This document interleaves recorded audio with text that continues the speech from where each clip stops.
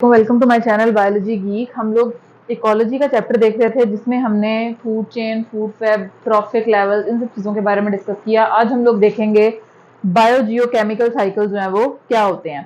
Bio, सबसे पहले bio means life और geo mean earth. Bio means life and geo mean earth. तो हम कहते हैं कि हमने देखना है कि किस तरह से हमारे ये जो लाइफ और अर्थ जो है इसमें केमिकल एलिमेंट्स जो है वो रिसाइकल, रीयूज हो रहे होते हैं नेचुरली। उसको हम क्या कहेंगे? Biogeochemical cycle. This is a natural pathway जिसमें इसेंशियल एलिमेंट जो लिविंग ऑर्गेनिज्म को रिक्वायर्ड होते हैं फॉर प्रॉपर फंक्शनिंग और हमारी अर्थ को भी रिक्वायर्ड होते हैं फॉर सुटेबल एनवायरनमेंट और एटमॉस्फेयर, वो सर्कुलेटेड होते हैं नेचुरल वे में। उसको हम क्या कहेंगे? They are the biogeochemical cycles. हमारे पास डिफरेंट बायोजियोकेमिकल साइकिल है जिसमें कार्बन साइकिल है, नाइट्रोजन साइकिल है, फास्फोरस साइकिल है, सल्फर साइकिल है एंड वाटर साइकिल है। हम लोग जो आज की क्लास में डिस्कस करेंगे that is the carbon and the nitrogen cycle. सबसे पहले कार्बन साइकिल की बात करते हैं। कार्बन जो है, हम सब ने बात याद रखनी है, carbon is the most essential element of the earth and our body. जितने भी लिविंग ऑर्गेनिज्म है उसमें जो मेजर कंपोनेंट है उनकी कंपोजिशन में, उनकी आप कह लें कि केमिकल प्रोसेसेस में, जो मेटाबॉलिक प्रोसेसेस हो रहे हैं, उनकी जो बॉडी की फॉर्मेशन है, जो हम नॉर्मल लाइफ एक्टिविटीज कर रहे हैं, कार्बन का बहुत इंपॉर्टेंट रोल है। और जब मैंने बात की लिविंग ऑर्गेनिज्म की, तो लिविंग ऑर्गेनिज्म में प्लांट्स भी आएंगे, एनिमल्स भी आएंगे, अदर जो ऑर्गेनिजम्स हैं वो भी, माइक्रो ऑर्गेनिज्म सिंपल कह लें, वो भी इसमें क्या करेंगे? फॉल करेंगे। तो हम कहते हैं कि कार्बन की हमारी बॉडी में पोजीशन बिल्कुल ऐसे है जैसे कि स्केलेटन की हमारी बॉडी में पोजीशन है। तो हम कहते हैं carbon is the building block of many biomolecules. जैसे कि हमारे पास कार्बोहाइड्रेट्स हो गए, प्रोटीन्स हो गई, फैट्स हो गई, मिनरल्स हो गए, वाइटामिन हो गए, न्यूक्लिक एसिड्स हो गए। और हमारी बॉडी मेनली इन्हीं से बनी हुई है, carbohydrate, protein, nucleic acid, fats, lipids, vitamin, minerals. तो वो कहते हैं कि कार्बन जो है वो बिल्डिंग ब्लॉक है मैनी बायोमॉलिक्यूल्स का, और नेचुरल वे से रीयूज करना कार्बन एटम को ऑर्गेनिज्म और एनवायरनमेंट में, इस साइकिल को हम क्या कहेंगे? कार्बन साइकिल कहेंगे। फिर वो कहते हैं कार्बन जो है वो स्टोर्ड फॉर्म में अगर हम देखें तो वो हमें कहाँ मिलेगी? रॉक्स और सेडिमेंट्स में मोस्टली, और जो बाकी है वो ओशंस में भी होती है, एटमॉस्फेयर में भी होगी कार्बन डाइऑक्साइड की फॉर्म में। ओशंस और सी वाटर में हमारे पास कार्बोनेट्स की फॉर्म में मौजूद होती है। और लिविंग ऑर्गेनिज्म है, जैसे मैंने भी कार्बोहाइड्रेट की एग्जांपल दी। फिर वो कहते हैं कि जो कार्बन साइकिल है इसके डिफरेंट स्टेप्स हैं। सबसे पहले कार्बन डाइऑक्साइड जो प्लांट्स एब्जॉर्ब करते हैं फ्रॉम द एटमॉस्फेयर, फोटोसिंथेसिस करते हैं और उसको अपनी फूड का पार्ट बना लेते हैं।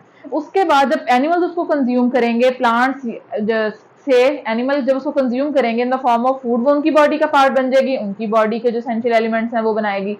फिर प्लांट्स और एनिमल्स हम सब जानते हैं दोनों क्या करते हैं? रेस्पायर करते हैं। रेस्पायरेशन के दौरान ये क्या करेंगे? कार्बन डाइऑक्साइड जो है वो रिलीज आउट करेंगे।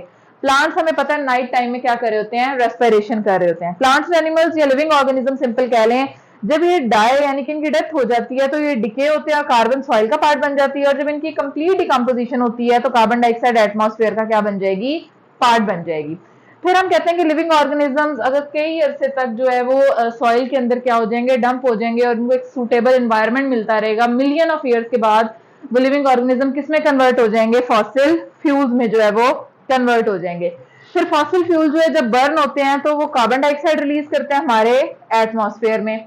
उसके बाद हम कहते हैं कि जो 25% कार्बन डाइऑक्साइड है उसकी इमिशन होती है, किस में इमिशन जो होती है वो एब्जॉर्ब हो जाती है या फिर पार्ट बन जाती है सी वाटर की।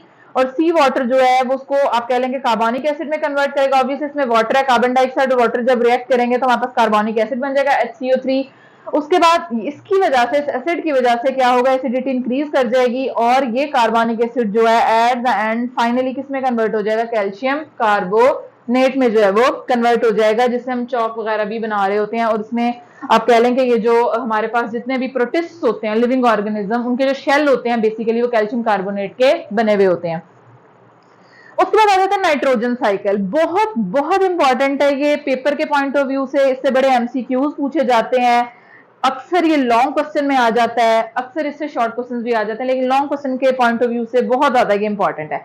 नाइट्रोजन साइकिल हम सब जानते हैं कि हमारी एटमॉस्फेयर में 78% जो है वो नाइट्रोजन प्रेजेंट होती है। नाइट्रोजन जो है मेजर पोर्शन है ऑफ द प्रोटीन और न्यूक्लिक एसिड। न्यूक्लिक एसिड में हम सब जानते हैं डीएनए और आरएनए जो है वो फॉल करता है। और आप सब जानते हैं कि डीएनए हेरिडिटरी मटेरियल है जिसने ट्रांसफर करने हैं characters from parents to the offspring. तो वो कहता है कि हमारे पास जो नाइट्रोजन साइकिल है 78% एनवायरनमेंट में मौजूद है। लिविंग ऑर्गेनिज्म में प्रोटीन न्यूक्लिक एसिड बना रही होती है। डायरेक्टली हम इसको यूज नहीं कर सकते क्योंकि ये N2 नाइट्रोजन गैस की फॉर्म में क्या होती है, मौजूद होती है, तो हम क्या करेंगे, डिफरेंट स्टेप्स फॉलो किए जाते हैं ताकि हमारी बॉडी का क्या बने, पार्ट बने, जिसमें हमारे पास फॉर्मेशन ऑफ नाइट्रेट्स है, इसके फिर फर्दर नाइट्रोजन फिक्सेशन, एमोनिफिकेशन और नाइट्रिफिकेशन, उसके बाद एसिमिलेशन और डीनाइट्रिफिकेशन। इन सब स्टेप्स को स्टेप वाइज देख लेते हैं। सबसे पहले फॉर्मेशन ऑफ नाइट्रेट्स। नाइट्रेट्स बनने के लिए 3 फर्दर स्टेप्स फॉलो किए जाते हैं। सबसे पहले नाइट्रोजन फिक्सेशन, एमोनिफिकेशन और फिर नाइट्रिफिकेशन। एमोनिफिकेशन, नाइट्रोजन फिक्सेशन को देख लेते हैं। नाइट्रोजन फिक्सेशन में जो एटमॉस्फेरिक नाइट्रोजन गैस है उसको अमोनिया में या फिर नाइट्रेट्स में क्या किया जाता है, कन्वर्ट किया जाता है। नाइट्रोजन गैस को अमोनिया नाइट्रेट्स में कन्वर्ट करने के लिए हमारे पास 3 डिफरेंट वेज हैं। सबसे पहले atmospheric fixation, biological fixation and industrial fixation. In the atmospheric fixation, thunderstorm, ये जो हमारे पास तूफान वगैरह आते हैं उसमें जो है नाइट्रोजन ऑक्सीजन के साथ कंबाइन होती है, क्या बना देती है, नाइट्रेट्स बना देती है। दूसरा क्या है, बायोलॉजिकल, उसमें जो हमारे पास नाइट्रीफाइंग बैक्टीरिया होते हैं, ये नाइट्रीफाइंग बैक्टीरिया क्या करते हैं, नाइट्रोजन को किसमें कन्वर्ट कर देते हैं, अमोनिया में कन्वर्ट कर देते हैं। और मोस्टली किसमें प्रेजेंट होते हैं, लेग्यूमिनस प्लांट्स, यानी कि जो आप कह लें कि ऐसे प्लांट्स जैसे कि पीज हो गए, बीन्स हो गए, फलीदार जो होते हैं, ठीक हो गया। तो वो कहते हैं कि जिसमें लेग्यूमिनस प्लांट्स होते हैं इनकी रूट्स में ज्यादा सिम्बियोंट रहते हैं, यानी कि इनको फायदा दे रहे होते हैं और इनडायरेक्टली इनको शेल्टर और फूड वगैरह मिल रही होती है। तो वो कहते हैं कि ये फ्री लिविंग भी होते हैं इन द सॉइल। फिर आ जाता है industrial fixation. Industrial fixation, industries में नाइट्रोजन और हाइड्रोजन को कंबाइन किया जाता है हाई टेम्परेचर और प्रेशर की प्रेजेंस में और उसको कन्वर्ट किया जाता है अमोनिया में, और इस तरह से ये अमोनिया जो है फिर अमोनियम नाइट्रेट फर्टिलाइजर जो है इससे बनाए जाते हैं। तो ये 3 तरह की फिक्सेशन थी। एक थंडरस्टॉर्म की वजह से नाइट्रोजन ऑक्सीजन कंबाइन होगी और नाइट्रेट्स बनाएगी। दूसरा हमारे पास है बायोलॉजिकल और इंडस्ट्रियल। बायोलॉजिकल में नाइट्रीफाइंग बैक्टीरिया इन्वॉल्व होंगे जो नाइट्रोजन को अमोनिया में कन्वर्ट करेंगे, और ये लिग्यूमिनस प्लांट्स में मोस्टली होता है। फ्री लिविंग सॉइल में भी ये मौजूद होते हैं और एटमॉस्फेरिक नाइट्रोजन को क्या कर रहे होते हैं, सॉइल का पार्ट बना रहे होते हैं। इंडस्ट्रियल में क्या हुआ, simple, hydrogen nitrogen high pressure temperature में कंबाइन होकर अमोनिया और फिर अमोनियम नाइट्रेट फर्टिलाइजर जो है वो बना रहे होते हैं। फिर आ जाता है एमोनिफिकेशन। एमोनिफिकेशन क्या है, नाम से पता चल रहा है कि अमोनिया की फॉर्मेशन। नाइट्रिफिकेशन क्या है, नाइट्राइट और नाइट्रेट्स की फिक्सेशन।